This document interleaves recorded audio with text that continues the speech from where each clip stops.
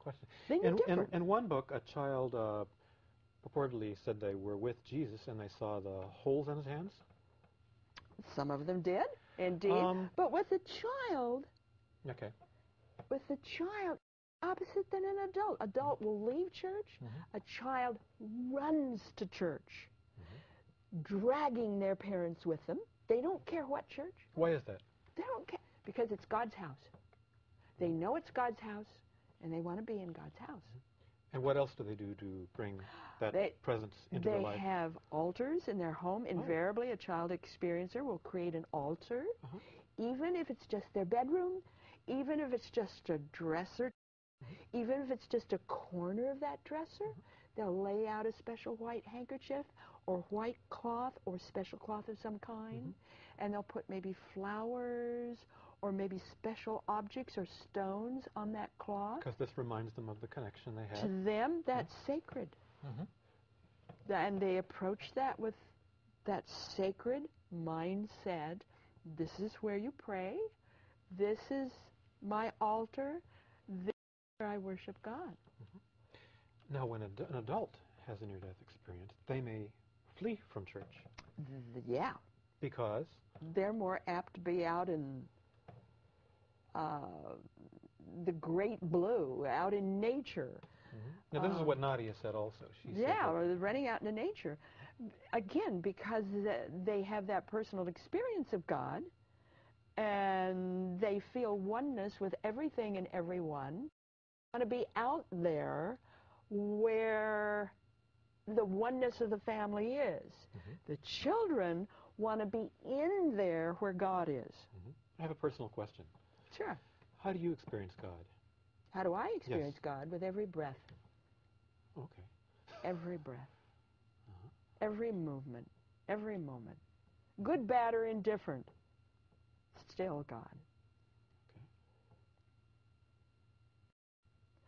But, you know, with my research of children, I want to make a statement here. I want to convey some of my other findings with children. Sure. In my research base, 277, one half of them, clearly 50%, could remember their birth in detail. In those cases where I could be with the moms, I would say this really happened, you know. And you have a particular way of interviewing people which pretty much nixes the possibility of contamination or infusing their own thoughts onto them. Look, folks, I'm a cop's kid. I was raised in a police station. and I use police investigative techniques as my protocol. Right. And one thing I learned from reading one of your books is when someone had something interesting to say and there was a pause, you had a magical word for them, and that was and. I have to remember Tell me that. More. Okay. Would you please describe that? And you pat him on the hand. But there's nothing. And you grow a little closer. And a lot of facial expressions here. I don't just interview people. I have sessions with people where I'm watching the body language. I'm watching the eyes. I'm watching the arms and the hands and the feet. And, you know, I'm watching everything. If anybody passes by, does that make a difference in the way they're dialoguing to me? Does that make a difference for the individual that went by? So I'm always watching the dance that we do. I'm not just hearing words. I'm also watching the nonverbal content of what they're conveying to me. My dad taught me that. He was very strict about that sort of thing. And you never load your language. He said all you can do is just ask the simple question, what happened to you? You know, we've got 5 minutes left, and I think I can get this point in. Did we talk about DNA in the last talk that we did? Or did we talk about that before the show began? I can't remember what. Before the show began. Okay. Can we talk about how some people actually appear to choose their DNA for the next birth? Right. I find that interesting. It might be kind of off the point. Before their birth. Before their birth. Before their birth, right.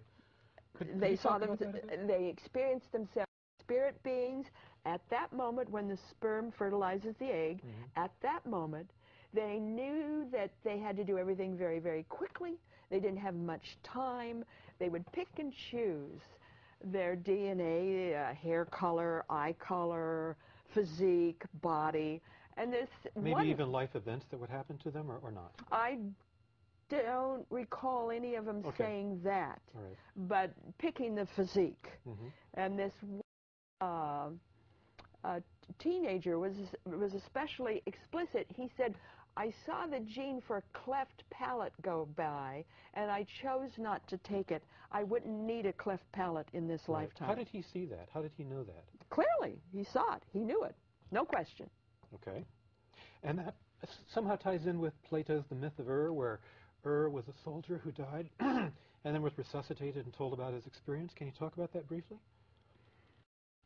Well, he was dead for like 10, 12 days, and all of the other corpses was around. A soldier who was in a battle. And, and all the other bodies are decomposing, and is completely intact. So that, according to Plato and according to me, is just most incredible and exquisite. You know, here's something unique, and his sense is that he was sent back to tell humankind about death, about life, about how you behave, how you act. What's important. Yeah, what's important, what's not important, and so he was sent back to instruct humankind. And stories like this have abounded throughout history. Even in the Egyptian Book of the Dead, there's a image I particularly like about a scale. It's a scene in Right After You're Dead, where there's a scale, and the heart is on one side, a feather on the other. Tell us about how you see that.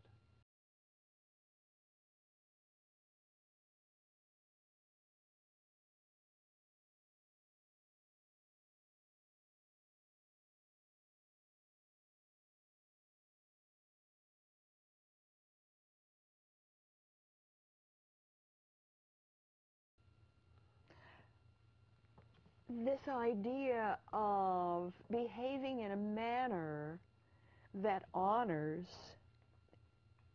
your sense of presence, your sense of deity, your sense of God, your sense of oneness, would then bring the heart into such balance that it would automatically balance with anything. So in that painting in Egypt, the heart organ then is able to balance with just a feather because it's completely in accord with itself. It sounds like you have some resonance with this in your own life, or at least that's your goal. I can tell you all kinds of stories about that one. Okay, all right. But you know, another thing I would like to convey is 1/3 of the children in my research base had pre-birth memory. And that pre-birth memory began about 7 months in utero. They could remember words said, they were able to see outside of the womb, and they were able to quote to their parents when they had language the things their parents did and said in ways that totally shocked their parents. And in fact, I call it whoops. You know, womb with a view. Right. We've got 1 minute left. So, can you get something into us in about 15 seconds? Yes, get the book. The new children and near-death experiences. Okay, good. Okay, look, I'd like to thank you so much for your patience. I mean,